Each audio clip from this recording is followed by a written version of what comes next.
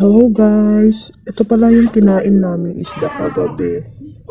So, napansin ko, parang dalawa yung ano niya, ano yung tawag dyan? Spinal column ba yan guys yung tawag dyan? Pansin ko dalawa, ito. Yun, closer po natin, ito po siya. Pa-close up po natin. So yun, dalawa po. So yun, bali yung nasa ano po, nasa ibabaw, ano siya, sa mas babang parte niya, yun po yung matigas.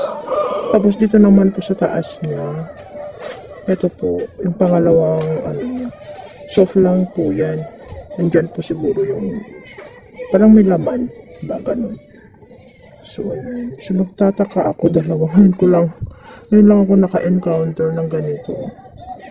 Isda na may dalawang ano, spinal cord pa tawag siya. So yan guys, share ko lang kasi first time ko talagang makakita ng ganito. Baka kayo meron din, may encounter na din kayo sa mga nakainan yung isda lately. Bale, ito guys, inihaw pala ito na ano, yellow tuna. So inihaw kasi namin siya, so buo yung ano niya. So ganito siya. So, ayun. Parang pumatong yung pangalawang spinal column niya dyan. So, dalawa. So, connect na dyan. So, ayan. Normal lang ba kaya to guys? Ngayon lang kasi ako nakakita ng ganito kaya sinishare ko na din sa inyo. So, yun parang yun may mga may feel siya ng mga dugo yata. Mga dugo ng isda niya. Or baka yan naman sa human, di ba may bone marrow dun sa spinal.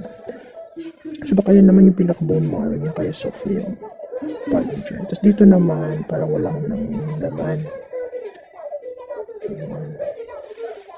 So, possible kaya na may na-damage ito nung maliit pa siya, kaya siya nagkaganyan. So yun guys, share ko lang po sa inyo yung isda namin na nakainan kagabi. Baka kayo din may ganito din kayong na-encounter guys, pa-comment naman. So, para makapag-share ng experience din tayo.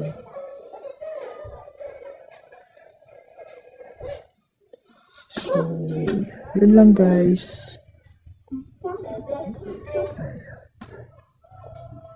Pinidyohan ko na to agad. Para ma-share ko din sa inyo, baka may ganito din kayo. So yun, yung kabuuan niya guys. Pumatong siya dun sa ibabaw. So yun lang guys. Bye!